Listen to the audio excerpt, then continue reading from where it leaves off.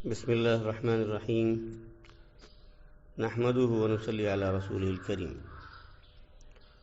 الحديث الثالث عن أبي عبد الرحمن عبد الله بن عمر بن الخطاب رضي الله عنهما قال: سمعت رسول الله صلى الله عليه وسلم يقول: بني الإسلام على 5: شهادة أن لا إله إلا الله وأن محمدا رسول الله وإقام الصلاة وإيتاء الزكاة وحج البيت وصوم رمضان.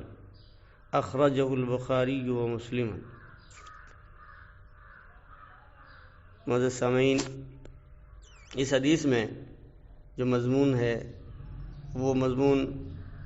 حدیث نمبر 2 میں تقریباً مکمل بیان کیا گیا ہے. حضرت جبریل علیہ السلام کے اس سوال میں کہ آپ مجھ کو اسلام کے بارے میں بتائیں، اخبرنی عن الاسلام، تو وہاں اللہ کے رسول نے اسلام کی جو وضاحت کی تھی وہاں انہی 5 چیزوں کا ذکر فرمایا تھا اور وہاں اس کی وضاحت بھی کی گئی تھی. یہاں پر ایک نئے اسلوب میں اللہ کے رسول صلی اللہ علیہ وسلم نے مکمل دین کی وضاحت فرمائی ہے کہ اسلام کو ایک عمارت سے تشبیہ دی ہے اور اس کے 5 ستون، ان 5 ارکان کو قرار دیا ہے، جن میں سب سے پہلے کلمہ طیبہ کی شہادت ہے، دوسرے نمبر پر نماز کا قیام ہے، نماز کو قائم کرنا ہے، تیسرے ستون کے طور پر زکوٰۃ کی ادائیگی ہے، اور چوتھا ستون یہ حج کی ادائیگی ہے، اور 5واں ستون رمضان کے روزے ہیں. گویا کہ اس میں اللہ کے رسول صلی اللہ علیہ وسلم نے اسلام کو، مذہب اسلام کو ایک خیمے سے تشبیہ دی ہے، جس کے درمیان میں ایک لکڑی ہوتی ہے اور 4 کونوں پر ایک ایک جو ہے لکڑی ہوتی ہے، ایک ایک جو ہے پلر ہوتا ہے، کھمبا ہوتا ہے. مین جو لکڑی ہوتی ہے، مین جو کھمبا ہوتا ہے وہ بیچ کا ہوتا ہے. اگر وہ نہ ہو تو خیمہ بن ہی نہیں سکتا، کھڑا نہیں ہو سکتا. یہی حیثیت کلمہ شہادت کی ہے کہ اگر کلمہ شہادت نہ ہو تو اسلام سرے سے وجود ہی میں نہیں آئے گا. اس کے بعد نماز، زکوٰۃ، حج، روزہ، یہ چاروں جو ہے وہ چاروں کونوں کے ستون ہیں کہ جتنا یہ ستون مضبوط اور کامل ہوں گے اتنا ہی خیمہ مضبوط اور کامل اور مکمل ہوگا. ان چاروں ستون کے اندر جس ستون اور جس کھمبے میں جتنی زیادہ کمی ہوگی یا جو ستون گر جائے گا اس سمت کا وہ حصہ خیمے کا ڈھہ جائے گا، اس میں نقص آ جائے گا. اسی طرح یہ گویا کہ اللہ کے رسول صلی اللہ علیہ وسلم نے مکمل اسلام کی ایک تصویر پیش کی ہے کہ مکمل کوئی مسلمان اس وقت ہوگا جب کلمہ شہادت کے بعد ان 5 ارکان کی جو ہمیشہ ہر وقت انسان کے ذمے فرض ہوتے رہتے ہیں، کچھ وقفے سے کچھ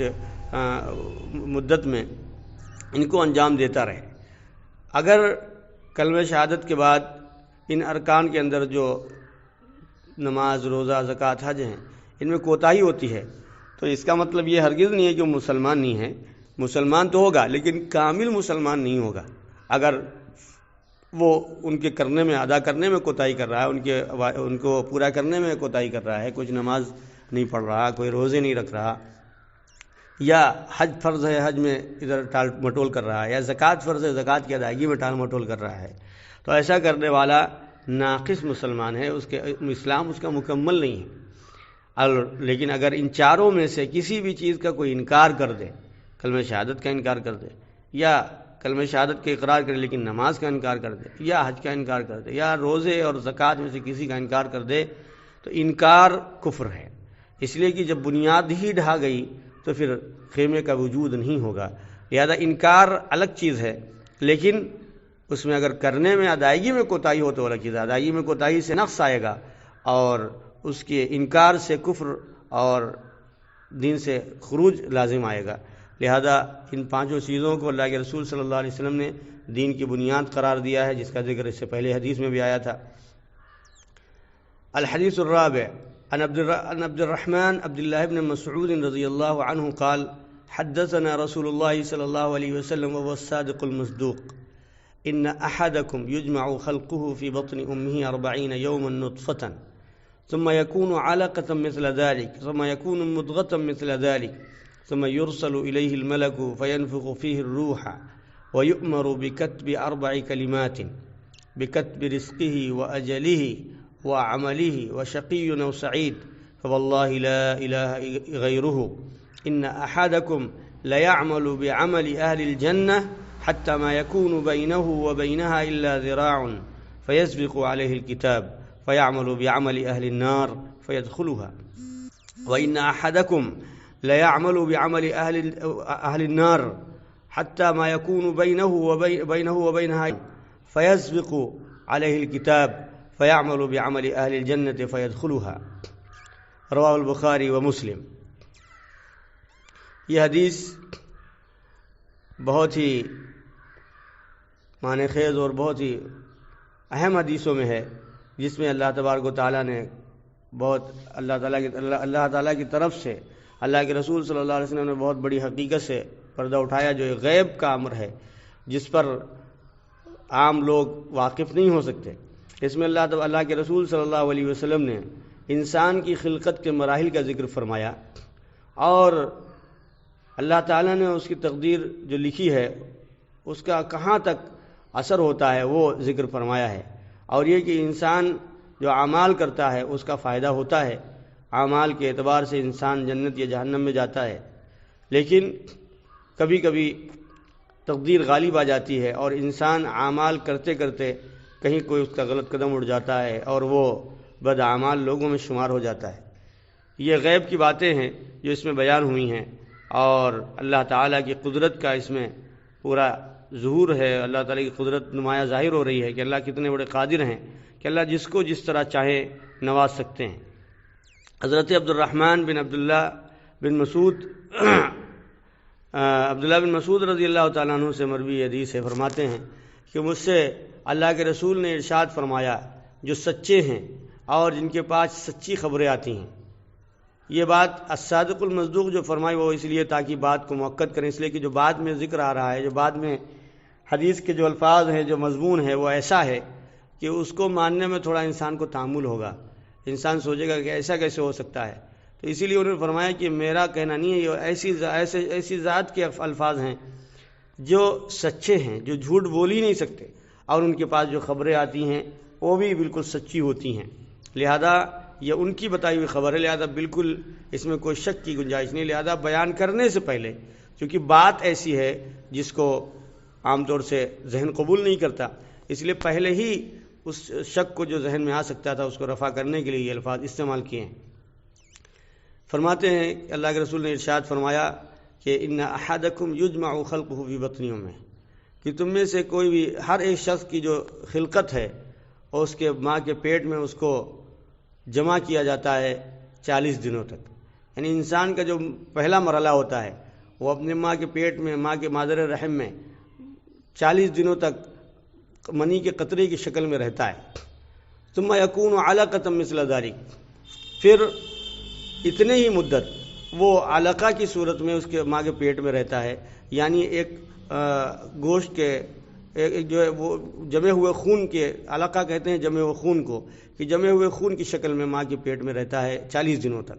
ثم یکون مضغۃ مثل ذلک، پھر وہ اتنی ہی مدت یعنی 40 روز تک ماں کے پیٹ میں گوشت کے لوتھڑے کی طرح رہتا ہے، گوشت کا لوتھڑا جس طرح ہوتا ہے اس طرح رہتا ہے۔ ثم یرسل الیہ الملک، پھر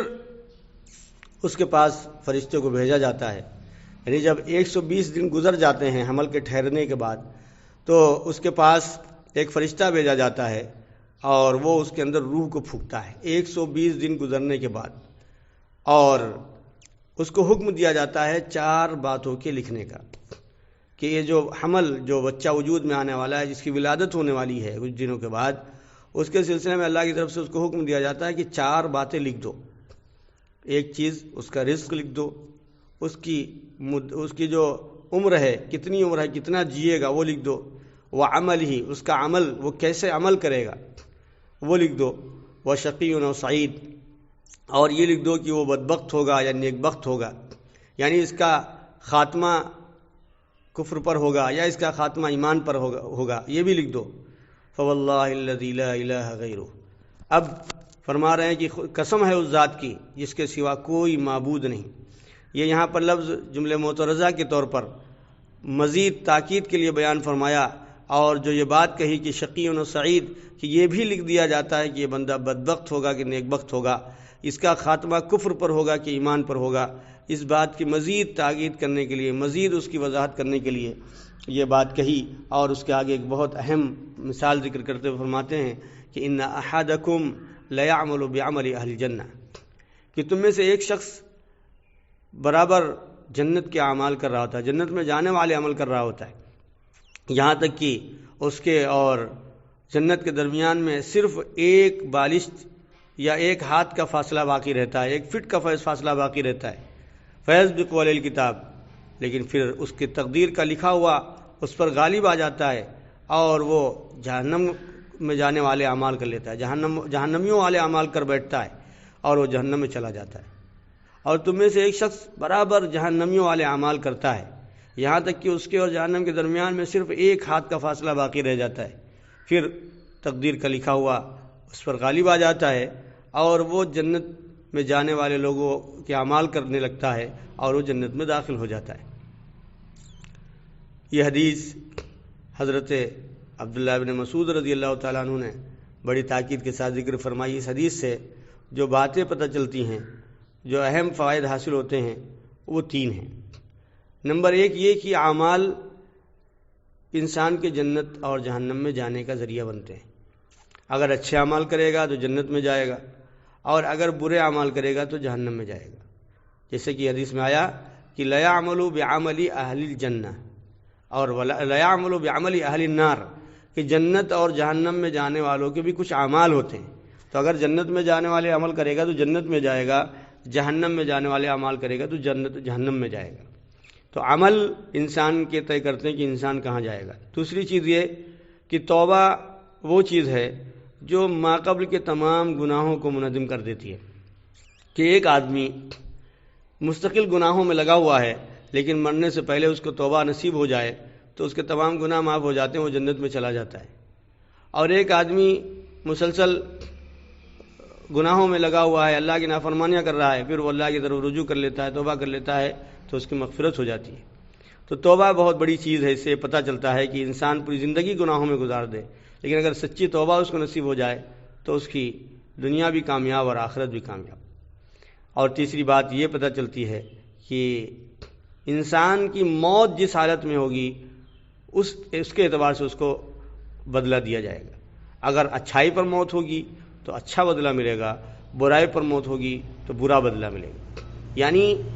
اصل اعتبار خاتمے کا ہے، انما الاعمال بالخواتیم۔ ایک انسان پوری زندگی اچھے کام کرتا رہے لیکن اگر اس کا خاتمہ ایمان پر نہ ہو تو اس کے اچھے اعمال اس کے کام نہیں آئیں گے۔ اور ایک آدمی پوری زندگی شراب و کباب میں گزار دے، گناہوں میں گزار دے، لیکن اللہ تعالیٰ اس کا خاتمہ بالخیر فرما دے، ایمان پر اس کا خاتمہ ہو جائے، توبہ کے ساتھ اس کی موت ہو جائے تو اس کے لیے کامیابی ہی کامیابی ہے۔ لہذا اس حدیث کا جو سب سے بڑا سبق ہے وہ یہ ہے کہ انسان کبھی اپنے اعمال پر گھمنڈ نہ کرے، اپنے اعمال پر کبھی اس کو فخر نہ ہو کہ میں تو بہت نمازیں پڑھتا ہوں، میں تو بڑے نیک کام کرتا ہوں، میں تو بڑا غریبوں کی مدد کرتا ہوں، میں تو پابندی سے زکوٰۃ نکالتا ہوں۔ یہ اعمال تبھی کام آئیں گے جب اللہ کی رضا ساتھ میں ہوگی، جب انسان کا خاتمہ اچھا ہوگا۔ اسی لیے کہا جاتا ہے کہ کرتے رہو، ڈرتے رہو۔ اور بزرگوں سے مروی ہے، اسلاف کا قول ہے کہ الایمان بین الخوف والرجاء، کہ ایمان خوف اور امید کے درمیانی حالت کا نام ہے، کہ انسان کرتا بھی رہے، ڈرتا بھی رہے۔ انسان اعمال بھی کرے پھر بھی ڈرتا رہے، پتہ نہیں اللہ کے یہاں قبول ہوگا کہ نہیں، پتہ نہیں میرے کام آئیں گے کہ نہیں۔ اور اس کی سب سے بڑی مثال حضرت عمر رضی اللہ تعالیٰ عنہ کی زندگی ہے۔ وہ فرمایا کرتے تھے کہ اگر یہ اعلان ہو جائے کہ دنیا کے تمام انسان جنت میں جانے والے ہیں، صرف ایک آدمی جہنم میں جائے گا، تو مجھ کو یہ ڈر ہوگا کہ وہ جہنم میں جانے والا شخص میں ہی ہوں گا۔ اور اگر یہ اعلان ہو جائے کہ دنیا کے تمام انسان جہنمی ہیں، صرف ایک جنتی ہے، تو میرے اندر یہ امید ہوگی کہ ہو سکتا ہے وہ شخص میں ہی ہوں۔ تو جنت اور جہنم کا معاملہ جو ہے وہ آخرت انسان کی آخری زندگی کے مدار پر ہے کہ انسان کا خاتمہ بالخیر ہو جائے۔ اسی لیے اس کی دعا بھی کرنی چاہیے کہ اللہ تعالیٰ ایمان پر خاتمہ فرما دے۔ اس لیے اگر زندگی اچھی گزری لیکن خاتمہ خراب ہوا تو انسان کا جو انجام ہوگا وہ اچھا نہیں ہوگا۔ لہذا اس حدیث کا بہت بڑا پیغام یہ ہے کہ انسان کبھی اعمال پر فخر نہ کرے، اپنی نیکیوں پر فخر نہ کرے، اس لیے کہ نیکیاں انسان کے ساتھ تب جائیں گی جب انسان کا خاتمہ بالخیر ہوگا۔ کبھی انسان انہی نیکیوں پر اترانے کی وجہ سے، ان نیکیوں پر دوسروں کو نیچا دکھانے کی وجہ کہ انسان خود نماز پڑھتا ہے، دوسرے نہ نماز پڑھنے والوں کو ذلیل کرتا ہے، ان کو ذلیل سمجھتا ہے، خود زکوٰۃ دیتا ہے، دوسرے زکوٰۃ نہیں دیتے ان کو رسوا کرتا ہے، ان کی چغلیاں کرتا ہے، ان کو برا بھلا کہتا ہے۔ ہم نیک اعمال تو کریں، لیکن اپنے نیک اعمال کی وجہ سے دوسرے گناہ گاروں کی تحقیر نہ کریں، ان کے لیے دعا کریں، ان کو اچھائی پر لانے کی فکریں کریں، سب کچھ کریں، لیکن ان سے نفرت، ان کی تحقیر، یہ انسان کی خود رحمت سے محرومی اور اللہ کے ہاں راندہ درگاہ ہونے کی علامت بن سکتی ہے۔ لہذا اللہ تعالیٰ اس حدیث کا جو پیغام ہے اس کو سمجھنے کی توفیق عطا فرمائے، اور اعمال کو کرنے کے ساتھ اللہ سے ڈرتے رہنے کی اور خاتمہ بالخیر ہونے کی دعا کرنے کی توفیق عطا فرمائے۔ وآخر دعوانا